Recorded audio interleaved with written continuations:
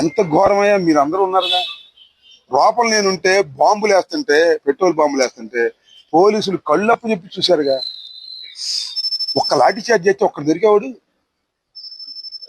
అరే ఢిల్లీలో కుర్రల్ని ఎట్టగొట్టారయ్యా, బాష్పాయ్ వేశారయ్యా. అరే ఇంత దాడి జరుగుతూ ఉంటే పెమ్మసాని పంపించాడేనా, ఆపారు. పోలీసులు తప్పు చేస్తున్నారు.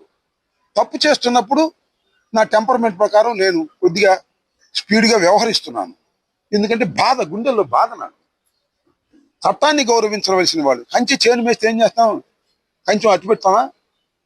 వాళ్ళ కంచె చేను మేసినట్టుగా రక్షించవలసినటువంటి పోలీసులే భక్షించే కార్యక్రమం చేస్తున్నారు.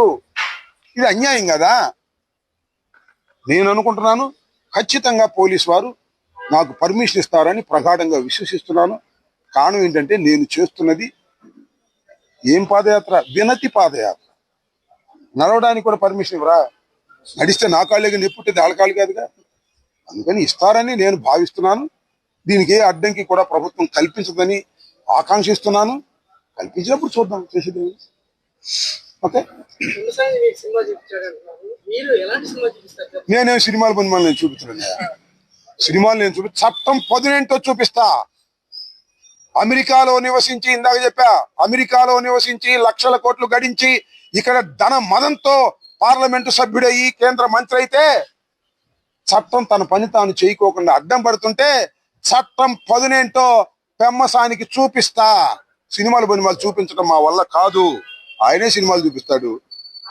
ఆ సినిమా ఎలా చూపించాడో చూసాం మనం. ఆ సినిమాలో నేను ఇంతకుముందు చెప్పా, ఎవడు హీరోనా ఎవడు విలనో అర్థమైపోయింది. వాళ్ళు విలన్ గా ఉండి సినిమా చూపించారు దానిలో, అంతే కదా. పెమ్మసానికి చట్టం 18 అంబటి రాంబాబు రాబోయే కాలంలో చూపిస్తాడు. రాసుకోండి, చట్టం 18 చూపిస్తా. డబ్బు ఉండొచ్చు, 1000 కోట్లు ఉండొచ్చు, కేంద్ర మంత్రి కావచ్చు, అయినా చట్టం ముందు అందరూ సమానులే అనేది పెమ్మసానిని చట్టం ముందు నుంచోబెట్టి చూపిస్తా. అదే నా పట్టుదల, అదే నా హృదయ ఘోష.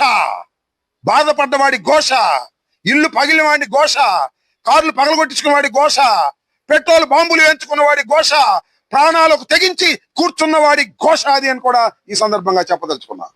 చూస్తారు కదా మీరే రాబోయే కాలంలో. అప్పుడే అయిందా ఇళ్ళకి కానీ పండగ అయిందా? 2 సంవత్సరాలు అయిపోగానే అయిపోలేదు కానీ ఇంకా 3 సంవత్సరాలుగా ఉంది. ఎంతసేపు గారు ఇది 3 సంవత్సరాలు. మళ్ళా మీరు అధికారంలోకి రారు. మీరు చేస్తున్నటువంటి దౌర్జన్యాలు, అన్యాయాలు, అక్రమాలు, పోలీసులు కేసులు పెడతారా? మరి మీ దుంపదేగా. ఎంతమంది లోపల పెడతారా? మా స్పీకర్ లోపల పెట్టాలని చూశారు, సిరిగి రప్పడానికి లోపల పెట్టారు, మళ్ళా ముస్తఫాన్ లోపల పెట్టాలని చూశారు. మా ఇంటి మీద దాడి చేసిన వాడిని మాత్రం లోపల పెట్టారు. అరే వా, ఏం చట్టంరా బాబు ఈ రాష్ట్రంలో. వారేవా చంద్రబాబు, వారేవా లోకేష్, ఇంత గొప్ప చట్టం. ఈ చట్టాన్ని మీరు అమలు చేస్తున్నారా? లోకేష్ చంద్రబాబు నాయుడు గారు. లోకేష్ కూడా చెప్తున్నా, లోకేష్ అంటున్నాడు ఈ మధ్యన చర్చకి సిద్ధం అంట. ఎవడమ్మన్నాడు చర్చకి? చర్చకు నేను సిద్ధం అంటాడు. రాజీనామా చేసిరా చర్చకి. అన్ని అవకతవకలు చేసి మనుషులుగా చేయగలిగే అరాచకాల అనే డౌట్ వస్తుంది. అంటే ఒక 5 సంవత్సరాల్లోనే మన రాష్ట్రాన్ని ఇంత స్థాయికి తీసుకొచ్చారు, ప్రజలు భయకంపితులు అవుతున్నారు అని వినటము చదవటమే గాని ఇప్పుడు కళ్ళారా చూస్తున్నాం. కానీ దురదృష్టం ఏంటంటే మనం అది చాలా మంది రోజుకొక వార్తలాగా విని వదిలేస్తున్నాం. ఇది ఇంతే.